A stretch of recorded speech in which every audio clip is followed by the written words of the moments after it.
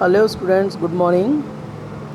In last class we studied that Nelson Mandela जो अपनी life में संघर्ष करते हुए आ रहे थे, उन्होंने महसूस किया कि ऐसा नहीं था कि सिर्फ उसी की आज़ादी छीनी हुई थी, बल्कि ऐसा भी था जो लोग उसके जैसे थे, यानी काले रंग के थे या उसके समुदाय के थे, उन सभी की आज़ादी छीनी हुई थी। जब उसको ये पता चला कि उसकी सभी की आज़ादी छीनी हुई थी, तो उसने नेशनल कांग्रेस को ज्वाइन किया ताकि वो खुद को और अपने सभी लोगों को आज़ाद करवा सके।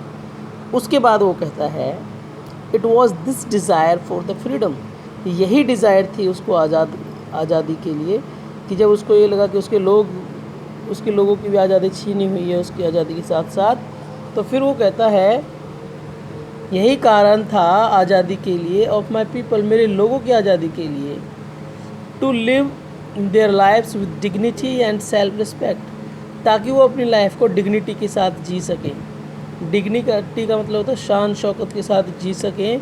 That animated my life, that transformed a frightened young man into a bold one, that drove a law abiding attorney to become a criminal, that turned a family loving husband into a man without a home.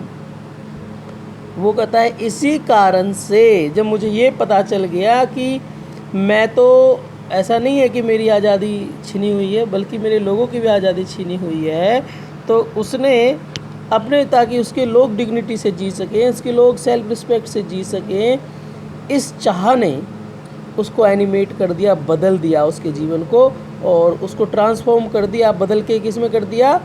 Frightened young man, जो डरपोक आदमी था उसको bold बना दिया, बहादुर बना दिया। That drove a law abiding attorney, जो लॉ अबाइडिंग अटॉर्नी थी, जो लॉ अबाइडिंग अटॉर्नी मतलब कानून का पालन करने वाला जो व्यक्ति था, वो एक क्रिमिनल बन गया। दैट, और फैमिली को प्यार करने वाला हस्बैंड एक ऐसा इंसान बन गया जो बिना घर के, जिसने जीना सीख लिया, घर से बाहर रहता था क्योंकि उसको आंदोलन करने पड़ते थे, लड़ाइयाँ करनी पड़ती थी, इसलिए घर में आए उसको कितने कितने दिन हो जाते थे। फिर वो कहता है that forced a life loving man to live like a monk, इसकी वजह से जो जीवन को प्यार करने वाला इंसान था वो एक मॉन्क की तरह जीने लगा, एक सन्यासी की तरह अपने जीवन जीने लगा। घर से बाहर बिना किसी मोह माया के उसने अपना घर छोड़ दिया और अपने देश की आज़ादी के लिए, अपने लोगों की आज़ादी के लिए रात दिन मेहनत करने लगा।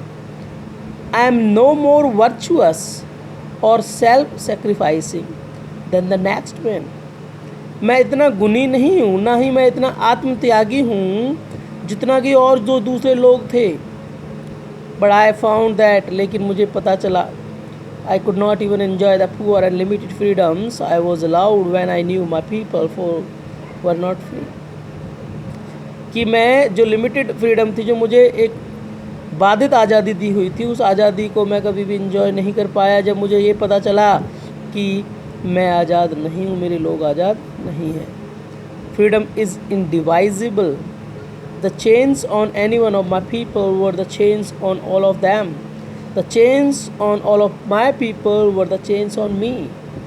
वो कहता है जो आज़ादी है उसको इनडिवाइजेबल है, आज़ादी को डिवाइड नहीं किया जा सकता, इनडिवाइजेबल है वो।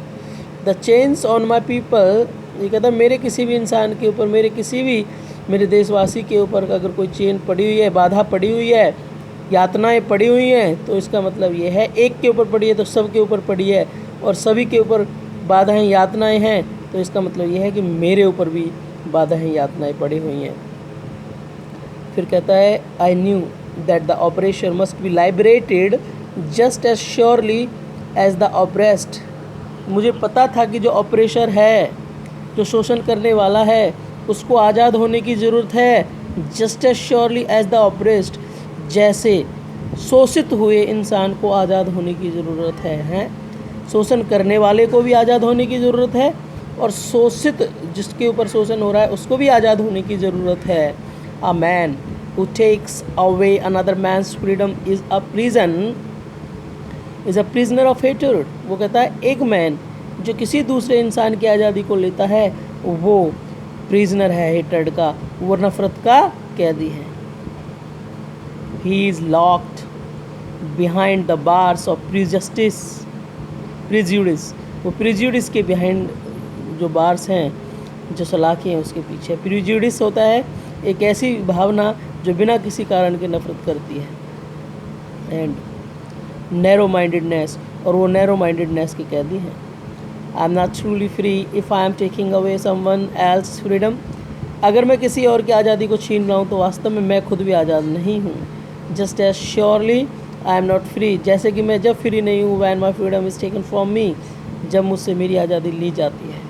The oppressed and the oppressor alike are robbed of their humanity. चाहे कोई शोषण करने वाला है, चाहे शोषित होने वाला है, दोनों की आज़ादी को छीन लिया जाता है, दोनों की आज़ादी लुट चुकी होती है। आज़ादी नहीं, दोनों की ह्यूमैनिटी, दोनों की मानवता छीन चुकी होती है, चाहे वो शोषण करने वाला हो, चाहे वो शोषित हो। इसलिए दोनों को आज़ाद होने की ज़रूरत है। My dear students, this chapter is over today, and after this chapter I have given you some questions. As usual, you have to find out the answers.